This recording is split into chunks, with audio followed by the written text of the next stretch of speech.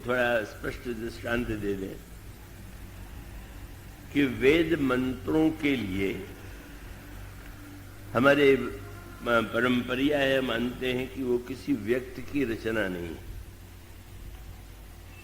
वो जो मंत्र आपके सामने विद्वानों से आप सुनते हैं, उसके दृष्टा का नाम मंत्र है। मैंने मंत्र उसने देखा कहिए या सुना कहिए, वो श्रुति है और उन्होंने जो सुना वो प्रस्तुत किया, वो मंत्र का रूप बन गया। और वो उसके मंत्र का जब उच्चारण करते हैं तो उस मंत्र का ऋषि कौन है, इस बात का भी स्मरण किया जाता है। यह जो इसके पीछे जो तात्पर्य है वो क्या है? उसका तात्पर्य यह है कि जब कोई व्यक्ति रचना करने बैठेगा, लिखने बैठेगा, तो उसमें देशगत, कालगत, परिवारगत संस्कार अवश्य होंगे। और जब कोई संस्कार हमको पीढ़ी दर पीढ़ी मिला हुआ है या सारे समूह में वही संस्कार माना गया है, तो जाने अनजाने में व्यक्ति के अंतःकरण में बैठा हुआ। और इस जन्म में अगर वो तर्क से न भी मानने की चेष्टा करे तो संस्कार पीढ़ी से आया हुआ है।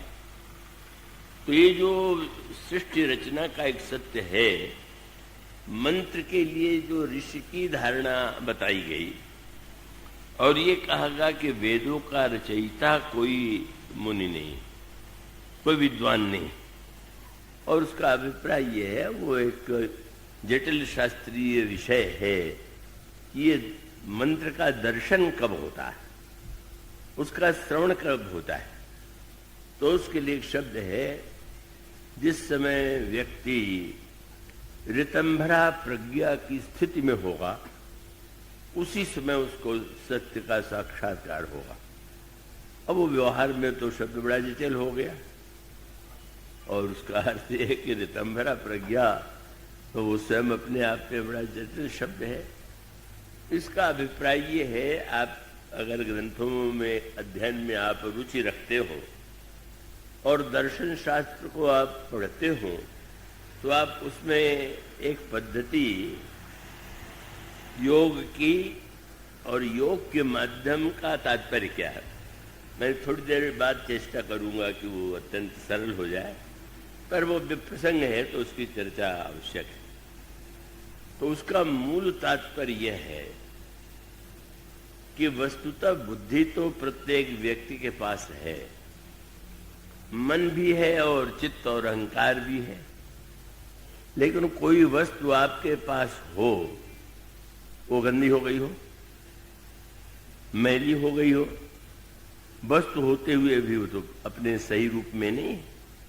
जब आप नित्य दोहा सुनते हैं, हनुमान चालीसा का पाठ करते हैं, और उसमें आप श्री गुरु चरण सरोज रज निज मन मुकुर सुधारी, मन दर्पण है। मन दर्पण सबके पास है, पर मन दर्पण के साथ गुरु की भक्ति का तात्पर्य क्या है?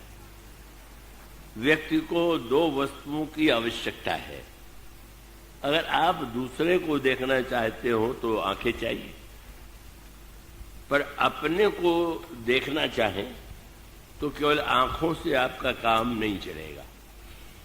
तब आपको दृष्टि के साथ दर्पण भी चाहिए, शीशा भी चाहिए। दूसरे को देखें तो शीशे की आवश्यकता नहीं, पर अपने को देखने के लिए बैठें तो पहले दर्पण, शीशा रख लीजिए और फिर अपने को देखिए। तो वस्तुतः दृष्टि और दर्पण, इन दोनों की आवश्यकता है। और गुरुदेव के द्वारा हमें दृष्टि भी प्राप्त होती है और दर्पण की शुद्धता प्राप्त होती है। तो इसका अभिप्राय कि बुद्धि तो है प्रत्येक व्यक्ति के पास, पर बुद्धि शुद्ध नहीं है। तो सुंदर दृष्टांत दिया गया है, इसका अनुभव आप वर्षा ऋतु में कर सकते हैं। पानी जब आकाश से गिरता है और बीच में आप ले लें, तो उसका जो रूप है वो अलग है, एकदम निर्मल स्वच्छ। और वही जल जब पृथ्वी पर गिरेगा तब पृथ्वी का जो रंग होगा, पृथ्वी में अगर मिट्टी का रंग है, लाल है, तो जो जल भी लाली लिए हुए दिखाई देगा। अगर पृथ्वी में कोई गंदगी है तो जल में भी गंदगी दिखाई देगी। गोस्वामी जी कहते हैं बुद्धि जो है वही भूमि है, और संतों के द्वारा वेद पुराण के माध्यम से जिस जल की वर्षा होती है उसके लिए बुद्धि नहीं, सुमति भूमि, थल हृदय अगाधो, वेद पुराण उदधि घन साधु, सुमति की भूमि चाहिए। और उसका तात्पर्य यह है कि अगर आपके पास अपनी एक भूमि है, भूमि माने आपकी बुद्धि, भीतर वो बुद्धि भूमि है, और उस बुद्धि में पहले से ही कुछ मान्यताएं हैं, कुछ संस्कार हैं, कुछ अच्छे हैं, कुछ बुरे हैं, कहो है, तो परिणाम ये होगा कि वो ऊपर से जो शुद्ध जल है वो आकर के मलिन हुए बिना नहीं रह सकता। तो इसीलिए आप परंपरा जानते हैं कि अगर जल पीना हो तो वर्षा का जल जमीन पर गिर जाने के बाद उसे तुरंत नहीं पीते हैं, उस जल को रख देंगे, और रख देने के बाद जब धीरे धीरे मिट्टी नीचे बैठ जाएगी तब वो जल स्वच्छ होगा। और वो यूं भी एक परंपरा आप देखते हैं, नदी में ऊपर से आकाश से जल गिरा पर जल बिल्कुल गंदा है। अब धीरे धीरे सब वर्षा ऋतु के बाद जब शरद ऋतु आवेगी तो धीरे धीरे मिट्टी बैठ जाएगी और तब वो जल जो है शुद्ध हो जाएगा। इसलिए शास्त्र कहते हैं, गोस्वामी जी ने कहा कि संत तो मेघ है और आपकी बुद्धि भूमि है, और जब संत कुछ कहते हैं तो मानो वर्षा ऋतु है। और सुनने के बाद जरा ध्यान से, धैर्य पूर्वक, और सुनने के बाद भी फिर विचार कीजिए। उसके लिए जो शब्द है वो बड़ा सांकेतिक, और वो शब्द है सुमति भूमि थल हृदय अगाधु, वेद पुराण उदधि घन साधु, बरस ही राम सुयस बर बारी, मधुर मनोहर मंगलकारी। लेकिन वहां पर बोले सुखद शीत रुचि चारु चिराना।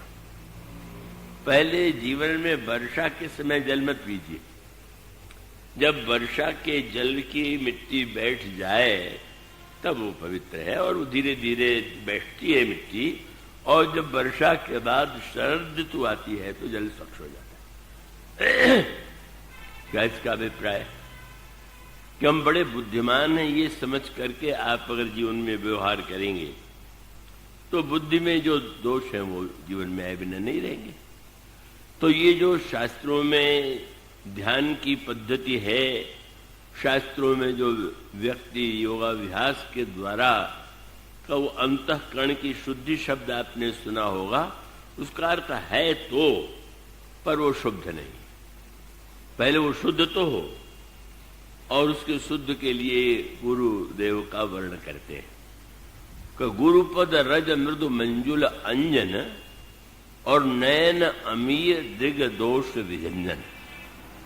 गुरुदेव के चरण की धूल जो है वो विवेक के रूप में जो नेत्र है उसके लिए अंजन है।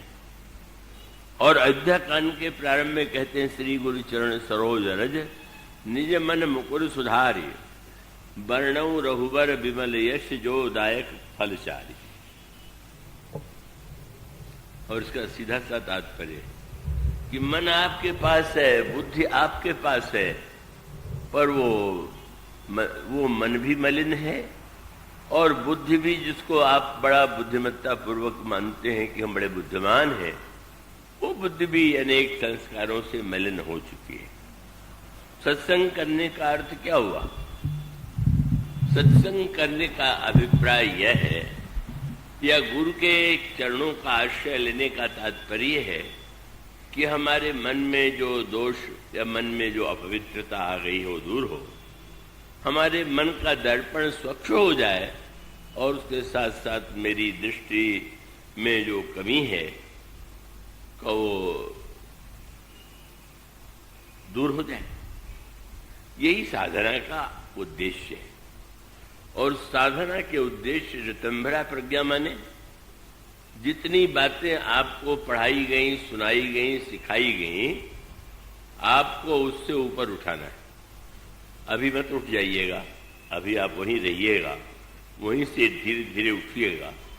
इसलिए हमारे आश्रम में अंतिम आश्रम संन्यास है।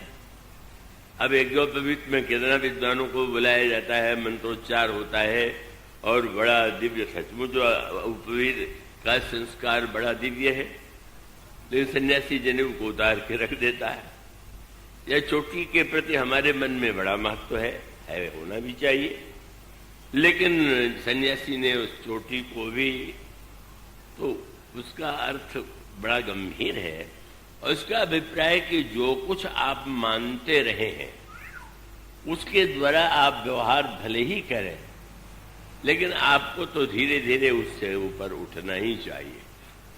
और जो ये प्रकार के जो बुरे संस्कार हैं, पहले उनको मिटाइए, और बुरे संस्कारों के बाद जिसे हम अच्छा संस्कार कहते हैं, वह भी जब मिट जाए तब अंतःकरण में जो जिस दिव्य प्रज्ञा का उदय होता है उसी का नाम है ऋतंभरा प्रज्ञा। वह प्रज्ञा कि जिसमें केवल सत्य का उदय होता है और कुछ नहीं।